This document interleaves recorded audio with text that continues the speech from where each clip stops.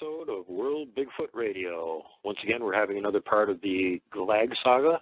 This will be number 3. And last time, if you recall, we talked about how after he had met GLAGG initially, he was worried about him. He was trying to get in better communication skills worked up with him. They were playing Sasquatch soccer, and a bunch of other stuff happened, including some close calls, and his brother's actually trailing him, following up to where he was meeting with GLAGG, and pretty alarming. So he's apparently, at this point, decided that something needs to be done about that. But before we get on to that, let's catch up with the rest of the stuff that happened. Well, how rural it was is, there would be deer come down right through the middle of town on their way to the river when it was in the middle of winter. Right. There's deer tracks in the snow through the front yard. So it's not like, it's not like Dallas, Texas. This is, right in the middle of town. You've got, in any direction, maybe a mile and a half, 2 miles, and you can be back into the thick of it. Yeah, and as far as animals wandering into human settlements, I've got 5 deer that live in my backyard every winter. So it's, and I'm, a good mile into town here probably. There's deer all over the place here. So for something that's that stealthy and they can move fast, going a few blocks into some little town in the middle of the night is not going to be even really much of a challenge. Yep, and anybody, everybody else. I know I'm just kind of like making a mountain out of a molehill here, but the point I'm trying to get at is maybe it wasn't the smell of your brothers. Maybe he had actually seen them before and recognized them. Yeah, well, like I said, now knowing what I know now, that wouldn't surprise me. But back then is when I didn't, it was, I wondered what did he recognize on why he was, right, excited that they were there. That could totally be what it is. Knowing what I know now, I wouldn't surprise me one bit if he had been there. It could be their scent too. It could be either one. I'm not trying to steer you into deciding that's what caused it or anything. But knowing how stealthy and sneaky they are, it wouldn't surprise me at all. Like you're his only companionship, and you keep leaving all the time, and it would not surprise me if he trailed you back at some point to see where it was you were living.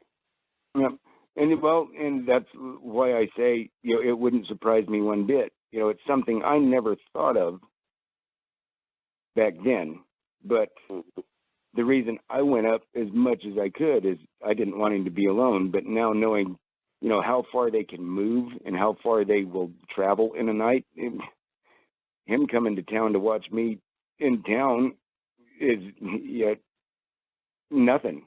Even though it'd take me from where he was at, that first year on my bike, it'd take me a little over an hour to get there. It probably took him a quarter of that time to get back to town.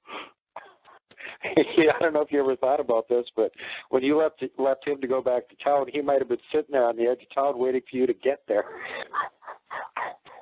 Or the reason he always was right there waiting for me is he saw me coming through town and run up to the spot. Yeah. Because he didn't have to follow the road. He could cut, cross country and make it up there quicker. Yeah, they're all terrain. Closest stuff don't even stop them. They go over anything. Yep. I hadn't thought of it. It's just now when you said that, it's like it doesn't surprise me one bit if he did. But I had never thought of that back then, and I don't know why I hadn't. Well, I just hadn't thought about it until now. Yeah.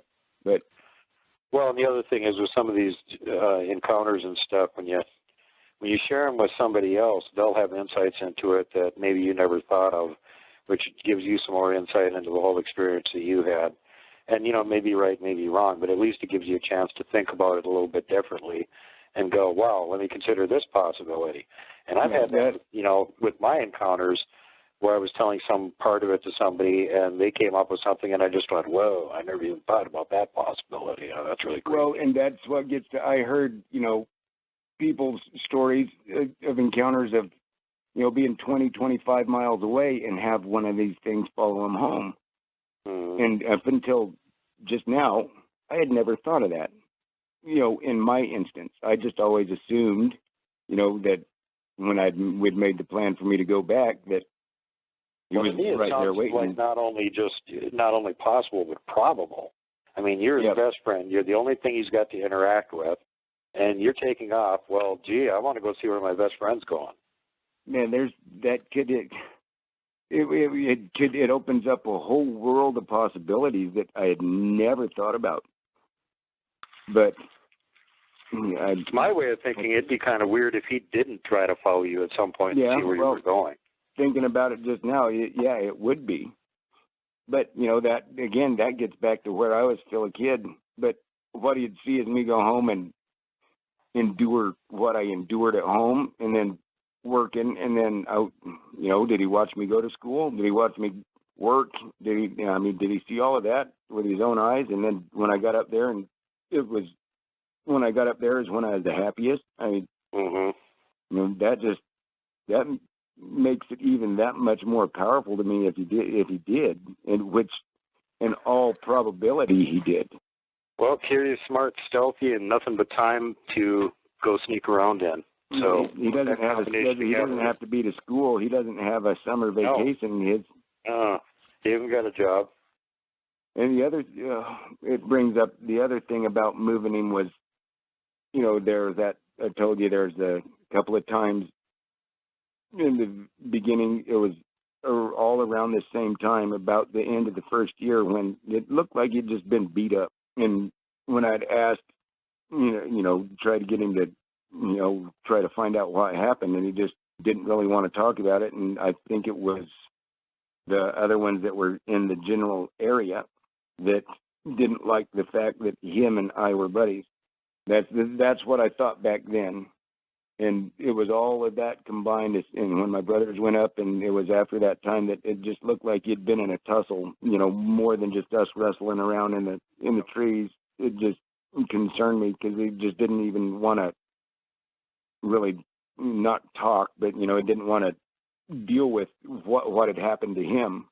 What had came across was, what my brothers always did to me is what was happening to him. And see, I'd never thought about that as, what the impression that I got from what little bit of communication we had about why he looked like he'd been roughed up a bit was, my brothers did that kind of stuff to me, and it was kind of the impression that I got was the same thing happened to him that time. And that's when I seriously started thinking about moving him away from there.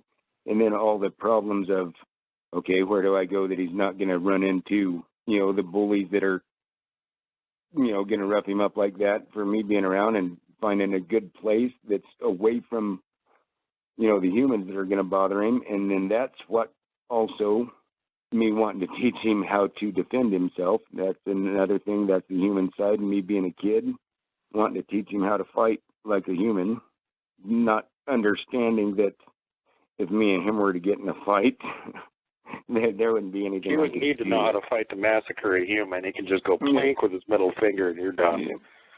But teaching him how to punch like, I had learned how to punch. I think I told you, I don't think I've said on the air, but I'd been in martial arts for a long time because of, the way my brothers had treated me. So I started trying to teach him. It sounds funny trying to. Well, wait, let's back up a little bit now. When did you become aware that there was another troop of Bigfoot in this area? It was all around, that's what I'm getting at, is all around the same time as when I saw him look like he had been roughed up, is when I realized that there was more. Bigfoot, and that he didn't just, have a fight with a mountain lion or a bear or something like that. Yeah, well, that, I didn't know what had happened, but I had asked him, was it a mountain lion? Was it an animal? Another animal? And he just, kind of hard to explain. He just didn't want to talk about it, didn't want to explain it. And it wasn't like it didn't see like claw marks, like from a bear or a mountain lion. Right. No gore marks from a deer, antlers or anything. It just looked like, spots of hair had been ripped out, and just looked, parts of his skin were darker than the other, which I took as bruises. Uh-huh.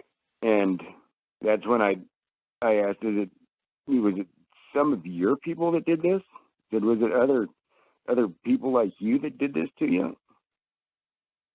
And he just wanted to build a fire and eat. It's all he kept doing that night was he just wanted to eat and forget about it. And that's where the lack of communication, I never actually knew exactly what happened, but that's what I thought. And that made a lot of sense to me in the fact that, you know, whenever I'd go to sleep when I was up in there and I realized that he wasn't really sleeping, he was just watching or, you know, protecting, you know, that's when I told you that's when it, you know, made our bond even more so, because when I went to sleep, he'd make sure that I was protected. He watched over me when I was asleep. And I'm starting to get choked up again. Wow. Sorry. So how long had you been doing martial arts then? How young were you when you started learning that? No, I think I was 10, 9 or 10 when I started. So I was already. You're pretty good already. Yeah, you're pretty good by the time you run into GLAGG. Well, I had to be. I had 4 older brothers that I needed to defend myself against, and my instructor understood that also, and he helped out with that aspect of it. Sorry about that. That's just, I mean, there's some of it that when it comes back, it just brings back that flood of emotions to you. Yeah. No problem, buddy. What style of martial arts did you learn anyway? Yeah, I learned Aikido, art of self-defense. Well, Aikido doesn't have a whole lot of punches and kicks in it. That's mostly tossing things around. So you would think that'd be pretty ideal for something like a Sasquatch. It's big enough to, like, Aikido throw an elephant. Yep. Using somebody else's massive size against them. Yeah. Yep. And so, you know, and somebody trying to hurt you, you know, turning it around on them. So it was interesting. It was hilarious. How the hell did you teach him stuff like this? How'd you get across to him that you were trying to teach him how to defend himself?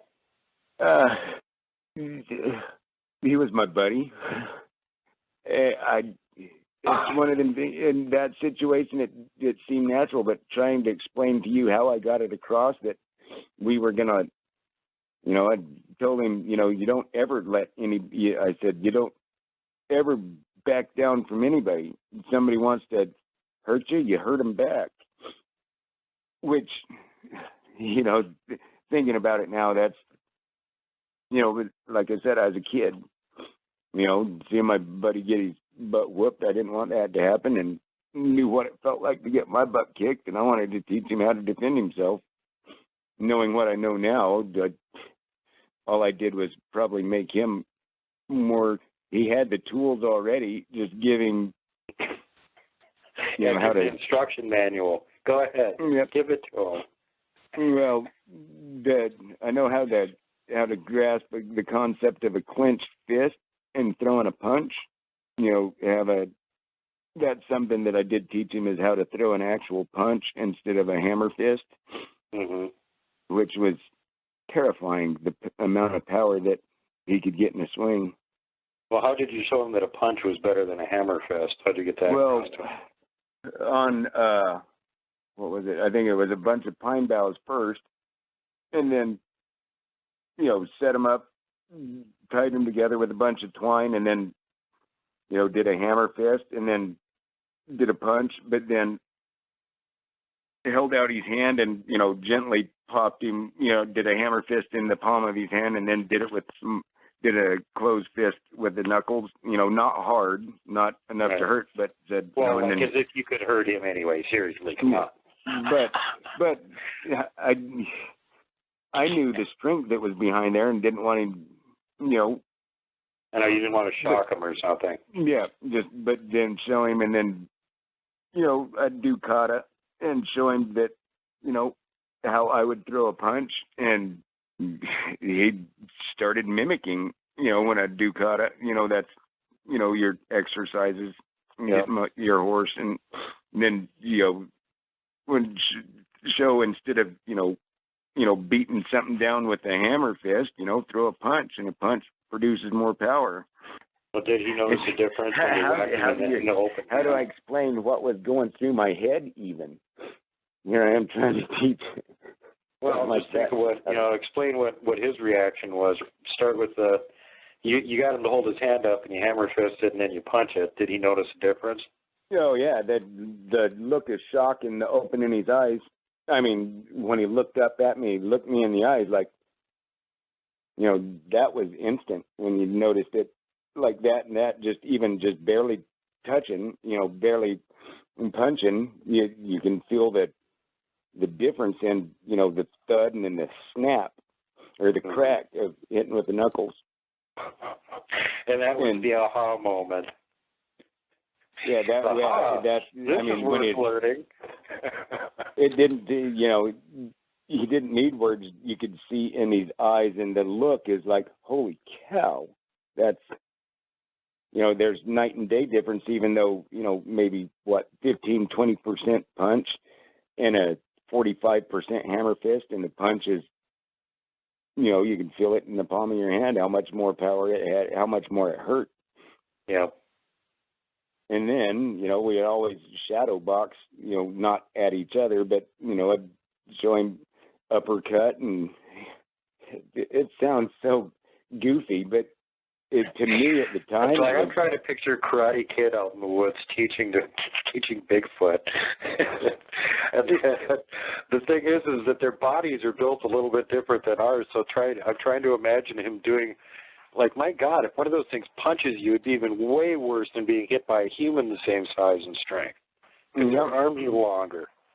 Yeah. Well, and then when you throw a punch, you put your body weight into it. Can you imagine? Now he knows how to punch and make it hurt. If another Bigfoot come up, I wanted him to be able to hurt it and not get his butt kicked. I wanted him to be able to be, now I know I'm teaching him how to beat an alpha male, if it ever came to that. But he was my buddy. That's what I wanted. Yeah. I didn't think of it then. I just wanted him to be able to defend himself the best way he could, which, with his his innate or his natural ability and his natural strength, he can defend himself pretty well. But I wanted him to have an advantage. It's a combination of three things. It's mass, strength, and speed. And he's got all three. And now you're giving him the technique. Like, he could crush a Mack truck with a punch. It's ridiculous, dude. Yeah.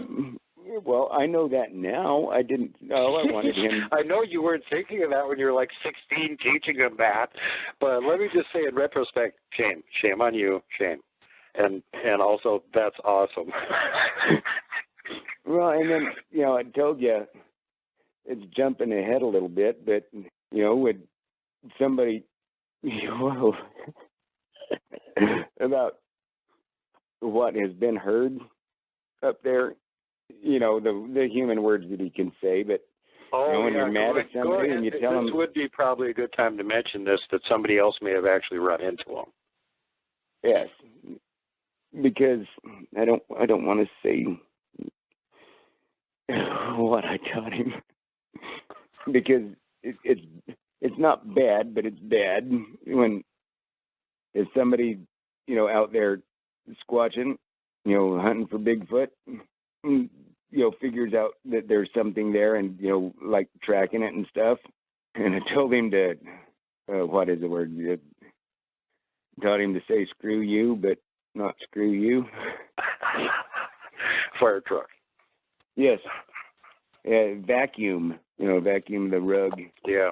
But anyway, the audience has got it, so. And that has been heard within the last 3 or 4 years. Now, just imagine if I was in the woods right now, knowing what I know, that would still terrify me if I was to hear that come out of the woods at me. Yeah, especially considering how deep and loud their voice is. What is there? Is there like a dragon over there that's mad at me? I'm leaving the state now. I'm done. That's it. I'm out of here. Oh, mercy. It's perfect, though. I mean, that's exactly what I wanted, was him to be able to scare people away, so they'd stay away from him and leave him alone. Well, I would imagine if he's still around, he's probably the alpha of whatever troop that he's hanging around with. But I hope so. That's that what kind of training and that kind of feeding. Yeah, I don't know if a standard Squatch can be able to outfight something like that. Well, like I said last show, that first couple of years, we fumbled our way through and somehow made it. All the, what you're supposed to do and not supposed to do. I messed up every way possible with him, but it was a different situation than almost 100% of encounters. Mine was, I encountered a young one that didn't have mama or daddy. Right. Over there in the trees protecting him. A totally 100% unique situation. Yeah. And, if you choose not to believe it anymore, I don't care. But hopefully the people that if you believe me, maybe you can get something out of it. And if anything, it's like with people, what I want people to get from it is there's good ones and there's bad ones. And it's not, they're all not, they ain't all the same. They're just like humans. Some of them are nice, some of them are mean. And it now, doesn't matter if you're an Indian human or a black human or a white human or an Asian human. Some of them are nice, some of them are mean. Yeah.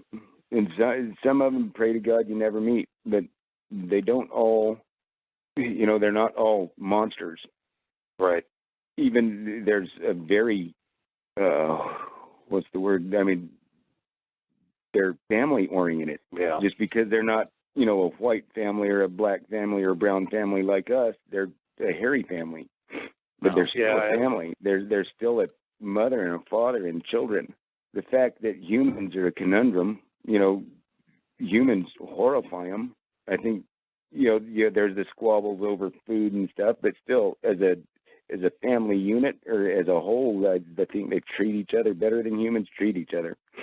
Well, from what I understand, they don't murder each other and stuff, although they'll have wars with other troops. But yes. they have, better. There's better no behavior, cold-blooded murder. No, that's what we hear anyway. We'll wait until we find out something different. But from everything that I've heard, they don't do that. If they're the closest they'll come to something like that is if one of them's given away their position and can't be stopped, or one of them so critically wounded they ain't going to survive it, they'll just kill it. But that's more like mercy killing than it is. Survival of the family or the group is more important than the individual. Yeah. And I was going to just comment on something that I heard Kat say, but go ahead. It's what I'm trying to think of. Well, the lying thing. Mm-hmm. It's not even a concept that they grasp, and look at how bad humans lie about everything. Yeah, with them, that's not even anything that they can conceive of. It's not even in their thought process. A lie is just totally foreign to them. Wouldn't it be nice if humans didn't lie? Yeah.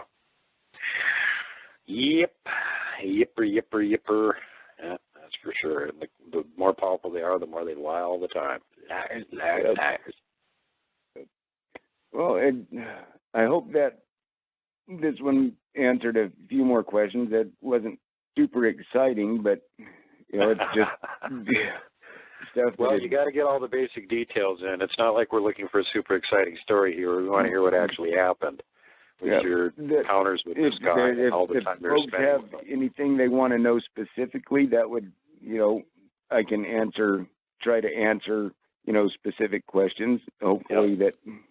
Just throw her in the comments, folks. So it was kind of like after the first years when you ended up moving him elsewhere? Yeah, deeper into the backcountry, because he was, fairly close to town when, I first met him, and for that first year, that's where we always met was, not that far from town. And then that's when I wanted to move him farther away, and that was an adventure in and of itself. Oh, yeah. How many times did you have to go? How the heck did you manage to pick a spot where you figured, obviously you can look at where they're going to be pulling licenses to go hunting, and then go, okay, this area there's not going to be any hunters, and generally there's no backpackers here. But then how do you know that there's not some rival troop there that he's going to have to deal with? That's where I kind of relied on him. Would he go with you when you went on these direction and have him scout? Oh, so he went with you when you did these recon missions? Yeah. Well, he actually went when I'd suggest, a spot, would go up on top of the mountain, and I'd point to an area, and, because there's that creek that runs down through there. Look, there's a meadow there. There's, that outcropping of rocks that looks like that might be a good spot. You want to check that out, and when I come back on this day, we can go look at it together. And that got into some pretty exciting times. The stuff that people might find interesting that went on in those adventures. Well, we'll tell that in the next part of the story, where you and GLAGG are running around looking for a new place to move him to. Yep. Getting further away from the annoying humans and apparently unfriendly Sasquatch troop that was in that area. Yep. And that's the thing that, back then as a kid, is I got the impression they didn't want him being friends with me, hanging around with me, as a kid would say, but yet they wouldn't take him. I think they rejected him when he was, when that happened to his mother and father, but now that he's getting older and he's friends with me, now they don't want him to be friends with me. It's like, Well, you can tell how that wouldn't fly very well with him. It's like, you're not giving me any options here. I've only got one friend, and you want to take that friend away from me, and you're not allowing me to be part of your troop. Screw you guys. Yep. And that's why I wanted him, I was trying to move him away from everything.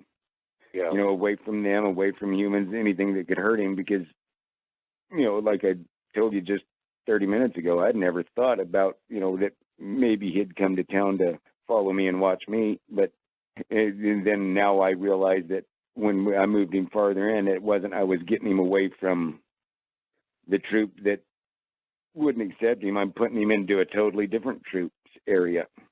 Mm-hmm. I didn't realize that then. Yeah, that gets into that. It's in the area he was in. It sounds like they weren't going to take him anyway, so it didn't really matter if he was moved to another place, and there was at least a flip of the coin whether they'd ever accept him or not. It sounded like the other ones weren't gonna. Yep. And I was just trying to find a spot that was free of other Sasquatch, and not realizing that they're everywhere. Yeah. I just moved him into a different troop, and it was a gamble. Now I know it was a gamble as whether or not he's going to survive there, but I think because he was a tough SOB is why he was able to stay where we moved him to. Well, and probably, at that point, he's out there by himself, solo Sasquatch, still like a teenager or something. Or that one event that happened, that can be in the next one that happened after we moved. Right. Well, next time we'll get everybody up to date about all your adventures and trying to find a place to move to. God, that must have taken a while. I'm sure it was more than one try. Yeah. But fun at least. It's like, me and my friend Sasquatch will go over here and explore this area, and I'll feel very confident and safe while we're doing it. that gets back into how we fumbled our way through all of that. Just every mistake you could make, I made, but somehow we got through it. Man. And anybody, if there's anything that specific they want to know, ask they can post in the comments, and next time you can tell me what they want to know, if there's something specific they want me to hit on. By all means, and everybody's listening to this, if you got questions, go ahead, post them in the comment section, and I'll make sure that he hears about it. Okay, well, are we pretty much covered that first year up to the point where you're getting ready to move them then? Was there anything else that we missed? Not that I can think of at the moment. You give me something else to contemplate about, what we talked about tonight. I had never thought of that. Well, I'll give you something to think about over the next couple of weeks. I know it's like sometimes that stuff just hits you. It's like somebody that had an experience and they go and they look online and get all this information on Bigfoot, and then they start going, oh my God, I may have actually like been around these things a bunch of times and just not even realized it because I didn't know what was going on around me, what I was seeing, what I was hearing, smelling, etc. And then they get really freaked out. It's the same kind of thing. You can all of a sudden connect up the dots and go, whoa, this could have been what's going on, and I never even thought about that. Yeah, that's what I mean. The man that makes, it makes no sense if he didn't. Yeah. And that just brings up something that I had never even crossed my mind. And it's like, holy cow, there's so much that. Yeah, and you got to figure with these guys, they are like the king of fast and sneaky and mobility. And he can go cross country, like 15 minutes. He's sitting down by town waiting for you to come riding in another half hour. Yep. That's what I'm getting at is I never even crossed my mind. And now, knowing what I know, it's pretty much a guaranteed that he did. I just never even thought about it. And again, I almost lean more toward it was the smell of your brothers that brought him out. But if he never got a close look at, he may have followed you back to where you live or something at that point and never really seen any interaction between you and your brothers. And that was the first time he actually saw the interaction and went, whoa, they're not friendly. What's up with that? Yep. He may have actually recognized him but didn't really know how you guys interacted, or it may be just like you were thinking that he just smelled them. But, I would think the chances would be really high that at some point he followed you back at least close to where it is that you live to see where it was. Because, even a human that was in that position would want to do that. Yeah, but make the situation reverse, I'd want to. Yeah, you'd want to figure out where your friend was living that had a family that kept coming and visiting you. And trying to help you. You go, well, where are they coming from? And I can't go to. I need to go. I'm going to go find out. And it's not like Bigfoot are curious or anything. Yeah, exactly. It's not like they wear their daytime soaps. Yeah, we're their nighttime show. Let's go watch the Johnson family dinner before we go hunting. Oh, I love that show. Let's go.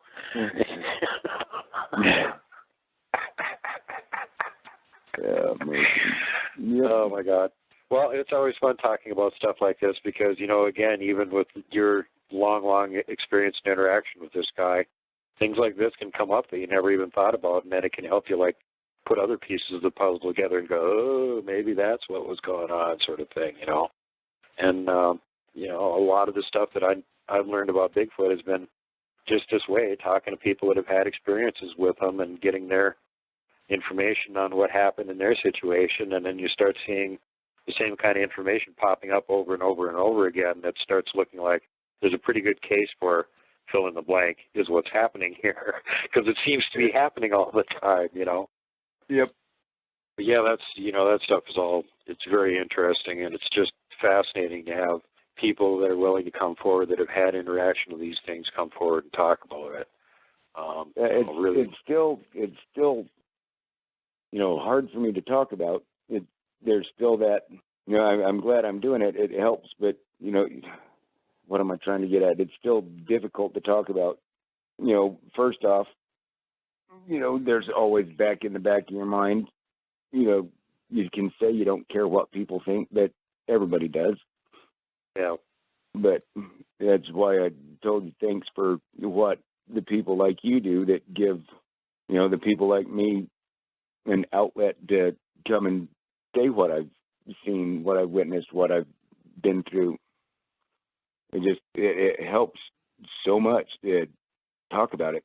I know. I don't think people that haven't been there can really appreciate just how important that is, because I had my encounter for 40 years before I even told anybody about it. And it was like a huge weight was lifted off me. As soon as I could tell somebody that didn't ridicule me, that was a huge relief. Exactly. And that was the reason why I kept it in for so long, is because of being afraid of, turning into the town drunk. Yeah. Yeah, and that was really, sort of like terrible timing for you, too, to have that fresh in your mind about what happened to the town drunk and then have this experience and go, oh, God, I don't want to be the town drunk. What do I do? Yeah, exactly. And that's always, in the back of my mind. Is that going to happen? That's what when I said, it's so refreshing that the general consensus has changed. It's not instantly you say that you've seen a Sasquatch or even that you believe in them, and you're not just ridiculed relentlessly by everybody like it was, in the 70s and 80s. Oh, God, back then you couldn't tell anybody anything about Bigfoot, or you'd just be run out of town on a flaming rail and tarred and feathered and thrown in a ditch. Yep. And that was if you're in the Pacific Northwest. You better not really say anything about it if you're outside that area. Yep. At least you were in Idaho where you could maybe get somebody to believe there was such a thing as Bigfoot. But, I was in northern Minnesota. Dude, there's no Bigfoot there. No, what are you talking about? You're crazy. No, those things aren't around here. That's over there in Roger Patterson land over California or something, isn't it? No, that's where that stuff's happening. There's no Bigfoot around here. And so there was some of these people you hear from the deep south that lived out in the hollers and the hills and stuff. And, well, Grandpappy knew the boogers were around. And my dad knew about them, too. And my uncle told me about them. And you know what? Nobody around where I live knew dick about these things. Nobody talked about them. Nobody shared their stories with me.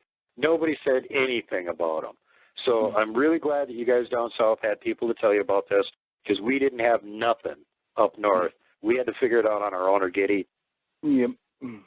Well, it was known about. It just might not have been talked about. The boogeyman. Yeah. No, it wasn't known about there at all. The only people that had any idea that it existed were the natives, and they don't talk about it. Yeah. None of the northern European transplants that lived there or were born there knew anything about it.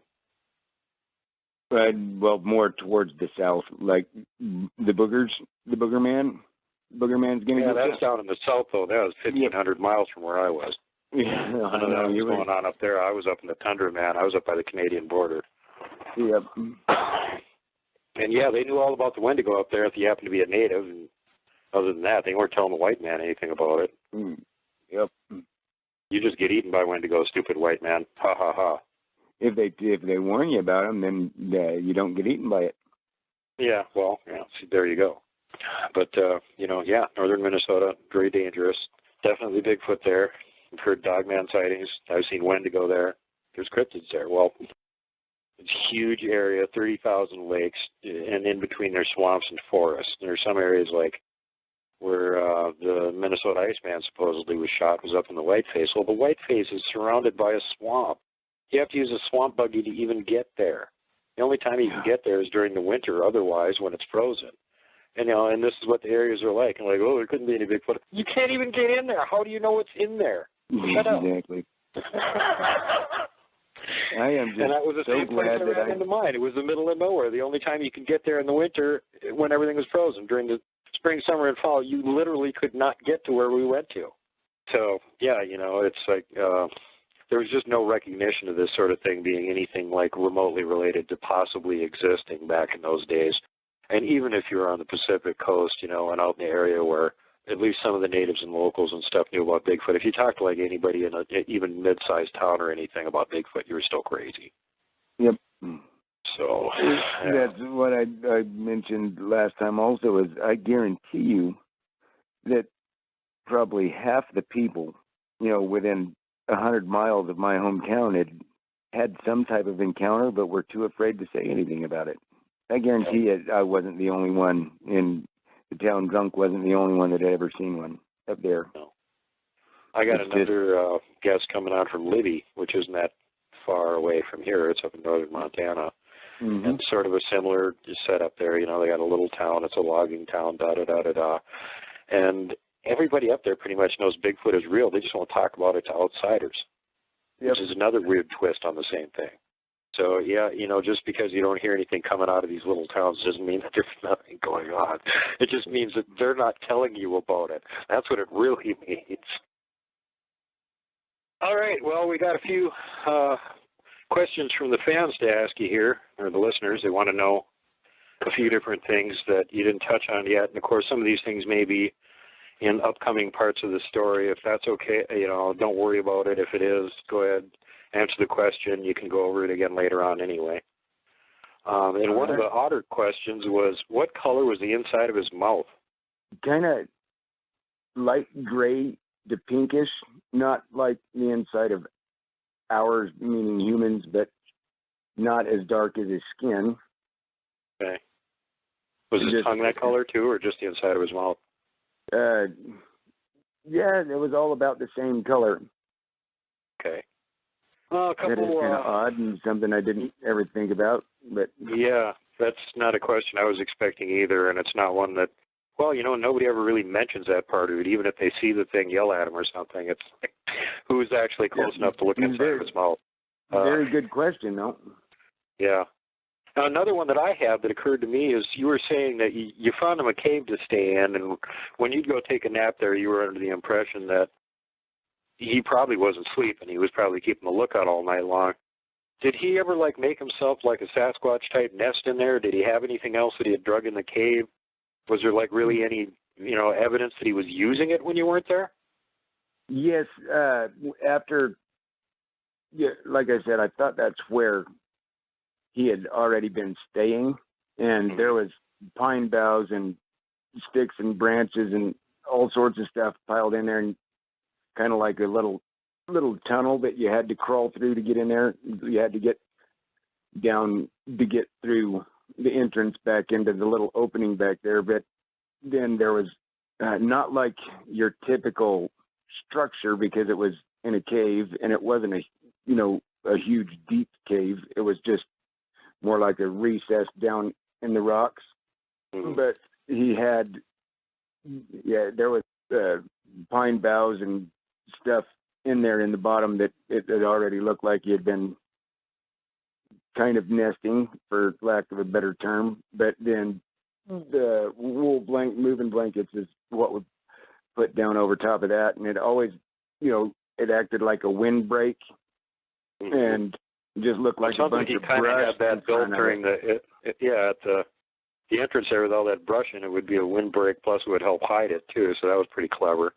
Exactly, and that's something he had already done, but it had always looked like it had been freshened up. When stuff would start getting old and dried out, new fresher stuff would get piled in front of it. And it was just mostly all like pine boughs and stuff is what he was using for it?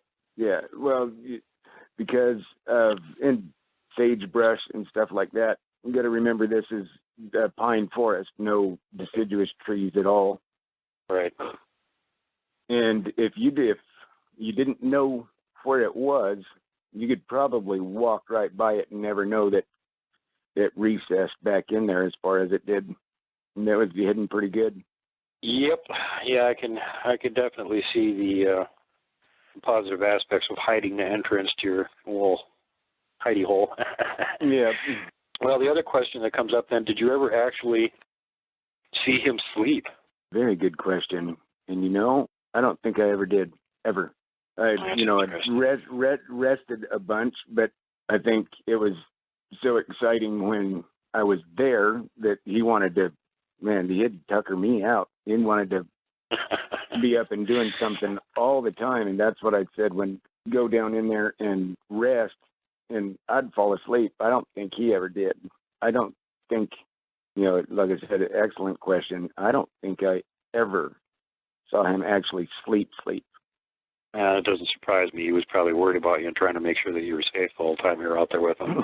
And that because he was aware of some other threats that were around the area, which is kind of disconcerting. And that is, now that I'm older and know what I know, that actually scares the crap out of me. But I realized that was probably going on. At the time, thank goodness I didn't, because if I would have thought about that and worried about that back then, I don't know how good it would have went. But it would have been Panic City. I don't know if you would have been out there that much. Yep. And that gets into something that we'll talk about in different episode other than tonight, but what you just touched on, and we talked about off the air before, that I'll get into in one of the next episodes that gets into that. Yep, another cliffhanger, guys. Sorry, got to deal with it. So another thing that comes up here is, you said when you first ran into him, he was sort of depleted the local area of bunny rabbits and easy to catch small game and stuff like that. Did you ever get to see him hunt and catch anything? No, but I got to see after he had caught some. So you never got to actually see him hunting, but yeah, he would come in with some game occasionally or something. Yes. As he started getting older later on, yeah, I didn't have to provide for him anymore. You know, one question that came up is, was he happy to see you when you showed up, or did it just become like, oh yeah, Kevin's here again? And I already answered that one for you and went, no, he was like super thrilled every time Kevin showed up. Every single time it was like Christmas Day. Every single time, and which was made me want to go up there even more because of the enthusiasm and how excited he was to see me, and vice versa, how excited I was to get up there and get away and be with my buddy. Right on. I could see that, definitely. That makes sense to me. Now, by the time you guys, had spent, like, let's say, I know this is going to be probably hard for you to remember, but at the end of the first year that you'd been interacting with him, how many words in English did he actually know that he could, like, say to you? Oh, mercy. Quite a few. So, ballpark it, 20 words, 50 words, 100 words, 200 words? 75 to 100. Okay, so that's pretty good for 1 year. So he not only understood a lot of words, but there was a smattering of English words that he could speak to and knew what they meant. Yeah, he tried to say motorcycle all the time, but that one too many syllables. He said bike pretty good. I said, it's just my bike. Just call it my bike. And motorcycle, fire. He had more than just words, like simple phrases, like, me do it. Whenever he want to try something, me do it. Because I'd always say, do you want to do it? And then you get all excited, me do it. Yep, exactly. And I remember like the more excited he got, and the more excited he got, the faster he'd start talking. It's like, GLAGG, slow down. The point where you couldn't understand what the hell he was saying. Yep. Another interesting question here that came up is, did you ever have, I know this is with limited language, it would have been almost really, really tough to do this, but did you ever have, like, any kind of philosophical discussion with him? Did you ever mention God or anything like that? I saw that in one of the comments, and yes, as odd as that sounds, I was raised religious, and I would pray a bunch, and he would never had, like, a discussion about it, but whenever I'd pray, he'd always do the exact same thing I did. And he'd always, how do I explain that? The reverence that I showed for my Creator, he did too. Does that make sense? Yeah. Did you, like, teach him how to pray or anything like that, or did he have, like, his own way of doing things? It was never something that we, like, discussed. It's just when I'd pray, it's like he already knew what I was doing, if that makes sense. That, whenever I'd say a prayer over a meal, which, was, I tried to do it. I still try to do it every time. And just, it's something I've done my whole life. And I hope that's making sense. It's like he knew what I was doing. And, didn't that strike you as kind of odd, though, that you could, like, pray and here's this forest guy kid that still seemed to know what you were doing? Well, that's what always made me think that he wasn't an animal. Yeah. He was... Well, there's atheist humans, though, too. Yeah, yes, but see, that, again, is where me being so young also, it's not something I pondered on. I have thought about that as I got older. But back then, it was just, that's kind of cool, and... what would you do when you pray? Would you, like, bow to your head and just pray silently, or fold your hands and pray out loud, or how are you doing it? Yeah, I just say a quick prayer. Dear Lord, thanks for this food that we're about to receive. Help it to, but it was always out loud. I just bow my head and bless the food real quick. And a lot of times I'd say a prayer before bed. And it, like I said, it's not something that was ever discussed. It's just like he understood what I was doing. Yeah, again, that's just like, kind of, nobody really touches on the spiritual aspect of Bigfoot, and I'm sure most people assume there isn't one. And I just find it, interesting that apparently he did understand what it was you were doing. Yep. And that's where I wish, I could go back in time with the knowledge I have now in the wisdom of many, many, many more years. And because, if I did that, I don't think I would have done anywhere near as much as I did back then. Like I said, we stumbled and fumbled our way through the first couple of years, and just lucky we both got out of it. But I would love to, had the mindset I have now back then. Yeah. But kids don't think about anywhere near as much as you do as you get older. And to me, it was just kind of cool, but it's something that I never really thought about. I just thought it was kind of cool that he knew what. It seemed to me he knew what I was doing. Mm-hmm. Yeah, that is interesting. It just kind of. And I did realize and notice that up in the sky, like birds. Mm-hmm. There's something special about birds to them up in the sky. Something special about something that can fly. Right. I don't know if you can understand the correlation there, but it's something I always thought might have been related. But well, and Kat says that too. She says they have some kind of reverence for anything with wings is like associated with Heavenly Father, according to her and what they're telling cool. her. So no, that's cool. See, that what I noticed and realized with GLAGG, that's kind of cool. See, I didn't know that. I need to go back and listen to those interviews. Yeah. Now, here's another one that's going to come up, and this gets talked about regularly with the peculiar eyes that they have. I'm sure that around him and, being out there at campfires, going at night and stuff, you saw the reflectivity, the eye shine. Did you ever see any actual examples of eye glow? No. Nope.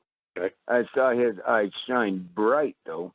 Mm-hmm. Especially when he'd get close, because, most people don't have a buddy that's sitting right next to the fire with you. Mm-hmm. But the shine that he'd get when he was close, but no, I never actually saw it glow. Like I said on a couple other things before, not saying that they don't, it's just I never saw it. Right. Well, it may never have been necessary when you were around them. Me and Rich were talking about that, and the working theory at this point is that the ones that spend a lot of time underground are the ones that have really developed that and need it. And it may just be like a muscle in a human. If you work it, it gets bigger and stronger. And the ones that spend more of the time on surface don't need the eye glow. There's enough background light for them to see in the dark.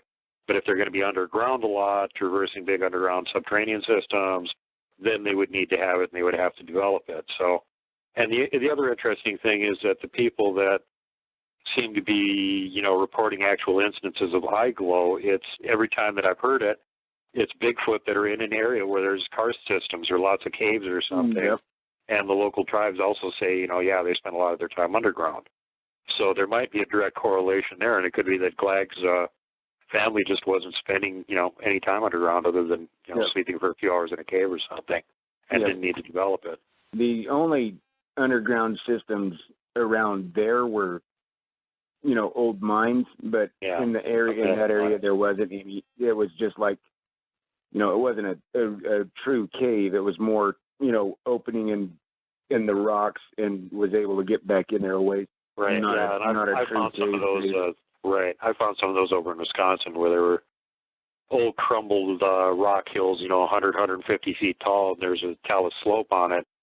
And, there's some pretty big openings in some of those piles of boulders that you can squeeze your way into, and there's they're caves, essentially. Yep. What's even weirder is one of them that I found, and I remember it was like a 98-degree day, and I was clambering down the cliff. I climbed down the cliff. I was going down Talus Slope to slope bottom of it, which is 70 or 80 feet high. And as I started getting down to the bottom of it, it started getting cooler, and I went, where's this cold coming from? This is like late July, and it's like 98 degrees. So I walked around the base of this pile, and I realized what had happened is that during the winter months, and well, year-round, water was leaking into this big pile of rock, and during the winter it would freeze solid. But it was on the north side of the hill, so even during the summer it never got enough direct light for it to completely melt. And when the wind would come in the right direction down this hill, it would go through the Talus Slope, and it would blow cold air out the bottom of it. So you could sit down by the river, and it was like having a air conditioner on your back blowing cold air on you. Yeah. So that became our favorite spot to take a rest during our big hike climb routine that we used to do there, where we'd go up and down about 8 cliffs and try and do it in under an hour. And that was the spot at the end of the whole thing where we'd actually take a break and like drink a beer or whatever. Nice. But I remember going by there one time, and it wasn't a spot that I was normally in. It was way around the other side of it, and there was this funky smell coming out of there. And right away, the alarm bells went off, and I went, I'm pretty sure I know what this is, and I'm getting the hell out of here. Yeah. And I really think there was one that had squoze his way in there and was sleeping there during the day. And again, nice cool spot during the summer. Cool spot. Yeah. So, that would not surprise me at all. Now, another question that we had about him, and this one I also find very, very interesting. You met him like in the late fall, and you said at that point he was like about 6.5 feet, around like between 400 and 500 pounds, maybe. Yeah, so, maybe a little less, but yeah, he was just a little bit bigger than me height-wise, but right. Man, well, let's say 350, 450, 6.5 feet, maybe. Yep. Okay, so 1 year later, after you've been feeding him, taking care of him, helping him, the following late part of the fall. How big was he by then? Huge. Yeah, I kind of knew that, but let's ballpark it a little bit more. It was like I told you, it seemed like every week that I went up there, he was bigger. He was probably, at the end of the first year, probably right at 7, and another 250. Good God. So you're estimating by the end of the first year he was between 500-600 pounds and 7 feet tall. Yeah, right around there. And it's a big boy. And and the thing is judging by how fast he put on all that weight and height really makes you kind of wonder about how old he was exactly. Yeah, because he had to be in the single digits to be as little as he was and still be growing that fast. I don't think he was 10 or older than that. I think he was more like 6, 7, 8, something like that. Mercy. And, well, I had always thought he was older, but, I never really knew for sure. But, right. The holy crap. Well, close observations from other people that have had long-term interaction with him, Kat, for example, and she has a pretty clear idea on how fast they grow because she gets to watch them do it and has on several occasions. And she said the same thing. They're like human size, basically. They're still toddlers. They're in their single digits still. Holy crap. So he was younger than I thought. Yeah, he was probably like half your age, basically, if not less. And bigger than me. Mm-hmm. Yep. Holy cow. Well, and again, this makes sense. That's why if he had been closer to like 10, 12, 13 years old, by then he might have been big and powerful enough and well-trained enough that he could have just fend for himself and he wouldn't even need you. Okay. But he was, he was at that stage where he could get around good. He could kind of take care of himself. He could hunt some things. He probably knew how to gather a lot of stuff. But he wasn't quite big enough to go and, try and tangle with some of the bigger animals, and maybe just didn't even really, understand how to go about it, or he'd seen it done and didn't figure he was big enough to hack it or something for the most part. And, think of like a kid that's 6, 7 years old. He's got a slingshot. Well, he can probably take down a bunny rabbit, but he ain't going to go deer hunting with it. You know what I'm saying? True. Man, that's... Considering how big they get and, the apparent, let's just say that they average out around 9, 10 feet tall, and a human averages out around 5, 6 feet tall. So they're close to double our size. So when is a human 3 feet tall? How old are they? That's true. See, so if they're growing yearly at the same rate as we are, in other words, going from 1 to adult by the time you're 19 or 20, would mean that when he was human size, he's going to be like, the same age as a human that's like 3 feet tall when they're that size. So you know what that means? Holy cow! I made tougher than all get out. Well, it was good that you taught him how to defend himself, although he probably didn't have enough common sense to maybe regulate what he was doing with it until he got to be a little bit older. Hopefully that didn't cause any major problems along the line anywhere, but at least not ones you're aware of. Yeah. Like I said, I always wanted him to be able to get back into his society, if you could call it that. And that's what I always hoped. But yeah, I didn't want him to, look at what was going on with me. I didn't want him to ever go through what I was going through. I wanted him to be able to take care of himself no matter what come along. That must have been really tough for you, too, because even if you did your, for those of us that are older, I'm just going to use the reference, born free thing with them, and, get them to go back to being out in the wild again and maybe being accepted by another Bigfoot troop or something. How do you know that he's going to get accepted by a good troop? He could be stuck in the same kind of situation you were in with your family, where some troop takes him in, they only like halfway put up with them. The old ones that are older than him, but not like the alpha or something, pick on him when the other ones aren't around, or, you just don't, and that kind of stuff would be running through my head. If I go to all the trouble of actually helping this poor little guy find himself another troop to live with, how can I assure that it's not going to turn into a total crapshoot? And that's the reason why I wanted to teach him to be the toughest SOB in the valley.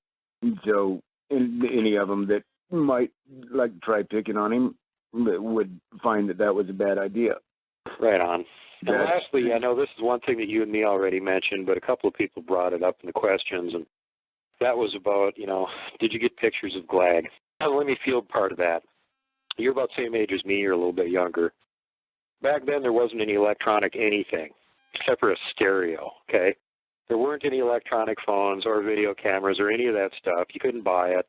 If you wanted a regular camera that you had to put film in, you could get that. There weren't even disposable cameras yet. And kids like me and Kevin that spent a lot of time running around the woods really weren't carrying cameras taking pictures. That was kind of a different mindset than what we were into. Yeah. And, kids have MP3 players the size of a postage stamp that carry 10,000 songs. For me to carry music with me, it required a Walkman that the rich kids had, not us poor kids, that was big and bulky and on a motorcycle. No. No, I didn't have my first Walkman that played a cassette tape, which most kids don't even have any idea what a cassette tape is. Yeah. And that came out after you had parted ways with GLAGG. So yes. There you go, guys. That tech just wasn't there at the time. And it was the same thing when I was, having my experiences, my first early ones in the 70s. We had 8mm video camera that we could film with, and we had like one of the old-fashioned Polaroids, and that was it for the whole family. That's all we had. And, when we went out hunting and stuff, we didn't carry cameras with us. That wasn't important. Nope. If we killed some really big animal that we wanted to get a picture of it or something, we could always take a picture afterwards. Didn't have to have a camera with you to do that. When you're back at the house and your animal was in the back of the truck, that's when you take a picture of it. Yeah, or when you got it hanging, out in the yard looking all impressive and stuff, that's when you take your picture, standing next to it, see, here's how big it is. Yep. So just for practical purposes, for those that are too young to have been around for that, that sort of thing just wasn't done. Unless you were like some sort of a team that was doing, like research on wild animals for National Geographic or something. In general, you were not carrying cameras and stuff around with you when you were in the woods. That was something that, photographers and people like that did, but it wasn't common for just everybody to be carrying a camera around with them. It didn't happen, especially kids. A good camera at the time, there weren't the smaller little, even the 35mm film cameras. They were a big, bulky thing back then. It wasn't until the 90s that they started getting to where they were able to fit like in a shirt pocket. Those it wasn't. Yeah, well, as far as that goes, we don't even have to go back that far. The first video camera that I got that you could, that used videotapes, looked like a TV camera. You had to put it on your shoulder, and the thing was $1,600. And it had great sound and great video quality, but I mean, my God, who has one of those lying around? Who's going to lug that through the woods with them? Who's going to carry something that weighs 60 pounds and costs $2,000 and going to carry it on your back on a dirt bike? No. And just different era. At that point, that technology didn't even exist. That wasn't until like the 90s, late 80s or into the 90s. Before that, it didn't even exist, so it wasn't even an option. They had 8mm cameras, but they were like, the stuff that they use to film movies with nowadays. It was a smaller version of that, but it was like a reel-to-reel camera. That was the 8mm that we had. It literally had the little reels on it that you'd have to play it back on, and just like the PG film, you had to be super careful to not expose it when you're putting it in and taking it out again, or you'd ruin it. And it just wasn't anything like what we've got to deal with now. It was super iffy, touchy. And, again, hats off to the PG guys. Got to give Roger credit for that, for not screwing up the film and actually, getting a good quality recording of it, even though it was shaky and wobbly and he was running and falling all over the place. Well, they didn't have image stabilization and digital anything. For what he had, the technology that they had, that film is amazing. Well, yeah. For the technology of the day. Yeah. And now the upgraded version where they actually gave good old Bill Munn the opportunity to go in there, take the original film and photograph it frame by frame and stabilize it and go through the whole thing. And the version that they've got out now, folks, is a billion times better than the original version. That original one, when it was playing in the theaters, you got to see a few seconds of Patty stabilized walking along, and the rest of it was all camera jumping all over the place, frame jumping all over the place, couldn't make out anything. He has it recorded when he fell. Yeah, I know. He just about smashed that camera on the rocks when he fell. Well, considering he got thrown off his horse right when they came around the corner, he's lucky he even pulled the camera out and got any footage. It's amazing. Yep. Well, I think we covered all the viewer questions and stuff, so we'll thank you all for tuning in, listening, and kind of put this one to bed. And we'll be back with episode 4. Any more questions, leave them in the comments, and we can do this again after another episode. Yep, anything that comes to mind that we haven't already answered, and we won't, and I'm sure we'll probably answer in upcoming episodes, but don't guarantee that that's going to happen, because we could always forget something, and I could forget to ask him, or he could forget that it's important and mention it. So anything that comes to mind that you guys want to know about, go ahead and ask the question. He doesn't know everything, but he can tell you what he observed from watching GLAGG for 5 years. I'll tell you any questions you got that I can answer. Yeah, again, thanks a lot for coming on the show again, man. I'm sure everybody's going to just love hearing about the second part of the GLAGG saga, and looking forward to having you come back to tell us the whole rest of the story and get all that out here, and hopefully we'll be able to get that polished off before Christmas time at least. You still got to tell me about the crabby Sasquatches over on the other side of the valley, too. That's a whole other can of worms that we got to talk about. Well, that can be an episode by itself, is because, there's quite a few trips up there that we were taking. After I figured out they were there, I took buddies up there and, made sure you don't stop and you just hammer down. But when they hear us coming, you're going to start getting big rock rain coming after you. Oh, my God. Seriously, they're that bad? As soon as they start hearing the noise coming, they started raining the boulders at you. Yep, they did not like the sound of them big huge tree strokes ripping down through the valley. Oh man, God, you guys are so lucky. And I like I said, fumbling my way through it. Jesus. How lucky we were that there wasn't one of us get plugged off of there. They must not have been trying very hard. They must have started thinking it was a game after a while. Oh, look, they're coming by so we can throw some boulders toward them again. Well, I wasn't.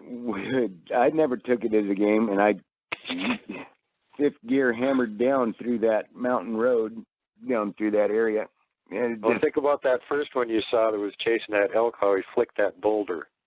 Yeah, I know. I don't want to think about that. Yeah, well, you should have been before you were up there playing, let's go run through enemy territory and see if we get hit by a boulder on your friggin' motorcycle, dude. See, that's the thing is I wasn't thinking about that. I was thinking about scaring the crap out of my friends or the people that you went with. Is all I was wanting to do is make them have a brown stain on their motorcycle seat. Didn't they ever wonder where these boulders were coming from when this is happening? Well,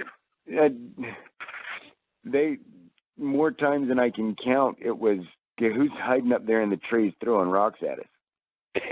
Like, you idiot! I told you. There's a bunch of Bigfoot up there that don't like the sound of your motorcycle, and they're chucking rocks at us, and you don't want to stop. And they want, they wanted to go back. They'll hit you for sure. Yep, they wanted to go back and kick the ass of whoever's throwing rocks at us. God. It's like, you're stupid. That's exactly what I told you it is. Well, open the eyes of more than one stupid idiot, and then the guys that are still in denial about it because they're not real. No. Well, then what just rained rocks down on us as we was ripping through there? Boulder grizzlies. They Yep. throw rocks at you. Yeah. They throw boulders at you. Boulder grizzlies. That's what did it. Yep. Yeah, I same thing when Sonny was telling me about having a log thrown at her. Oh, and it hit me in the shoulder too. Yeah, it hurt her really good too. She didn't want to talk about it. No, and that wasn't enough of a hint to make you go away. You wanted to come back again the next day. Good God. Well, I was saying when I commented about her before the show started, and I was taking people up doing the same exact thing, just on a motorcycle with rocks. Let's go play chicken with the crabby Sasquatch over here. No, let's not do that. Kids are crazy. All right. Well, we're going to go here before everybody gets so freaked out that they can't sleep. And thanks again for coming on the show, and we'll have you on again soon. And for all the listeners out there, thanks for tuning in. Make sure to tune back for the next show, and there will be more installments of the GLAGG saga. And there will also be other intervening shows. We have some really cool ones coming up here. So we're going to be splitting it up and staggering them. But in the meantime, everybody be kind to everybody else. Try and always pay it forward. And whatever you do, God help you, please do not hug the Wookiee.